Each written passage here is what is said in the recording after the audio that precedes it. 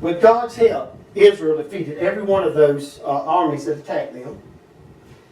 And they gained, they gained East Jerusalem. They gained the Temple Mount. My goodness, they gained the Golan Heights. They gained the Gaza Strip.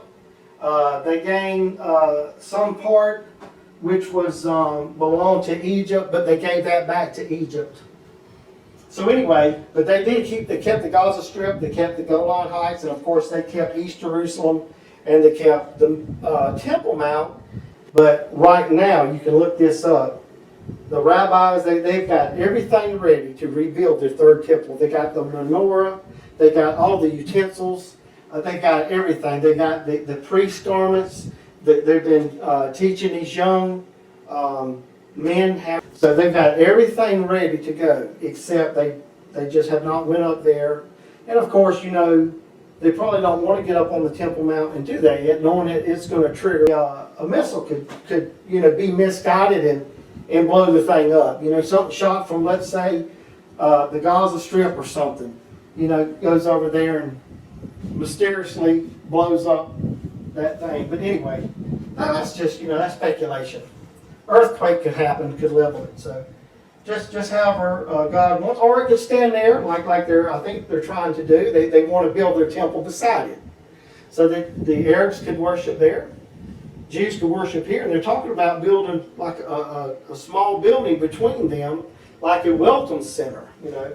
So there's just a lot of speculations on that. Okay. So we're up here to the 6-day war.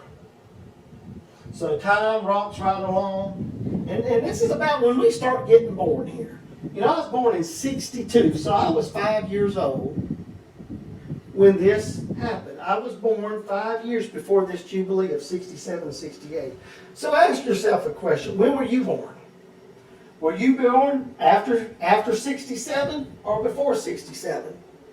See, if you was born after 67, then you might can remember some of this stuff right in here. But if you wasn't even born, in your thinking you may say, well, none of this is even relevant to me. But it is relevant. All this does one thing. All of this proves that God's on the throne.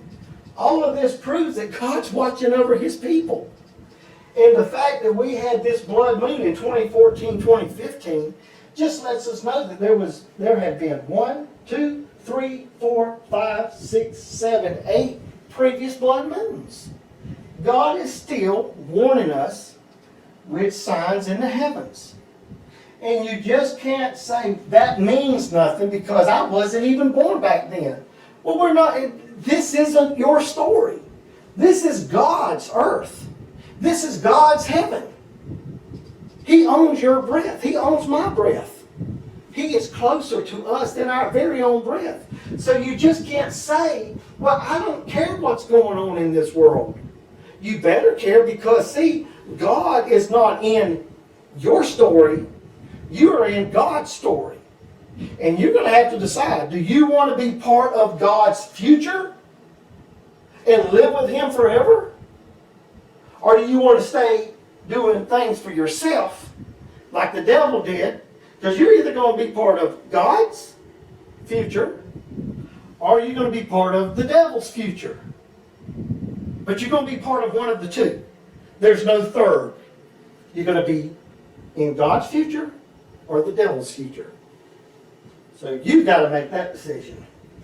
So anyway, like I said, time's rocking right along here. Now we're up to 2014 and 2015. This tetrad, which was on the fourth and final blood moon, the fourth one here, if you'll notice, this one is bigger than the three. In 2014, 2015, this one was a super blood moon. It was the only one that was visible in and over Jerusalem. Okay? Now that's profound. This tetrad is a warning from God to His people that Daniel's 70th week, which is known also as the time of Jacob's trouble, that it's about to begin. Now, what I didn't mention back here in 67 and 68, This here, Jubilee year that they was attacked, was the 119th Jubilee since creation.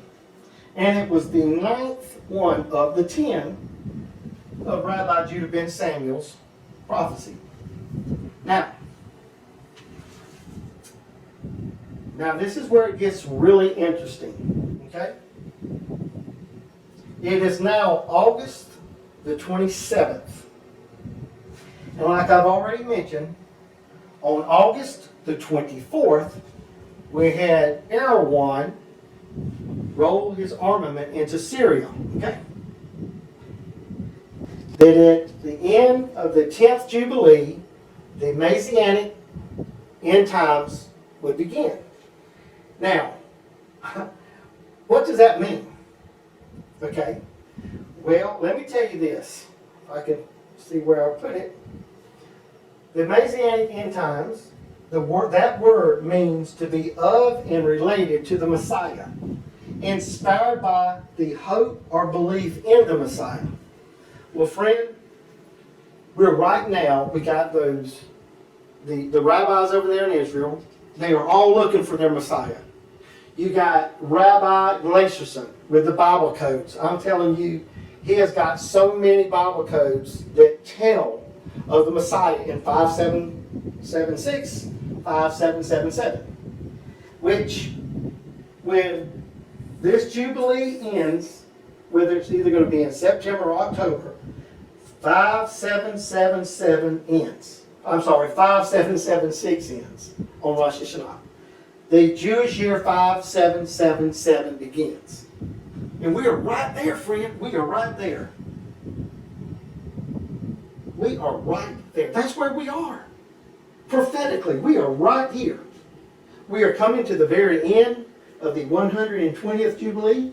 And as you know as well as I, in Genesis chapter 6, verse 3, it says that God's Spirit will not always dwell with man.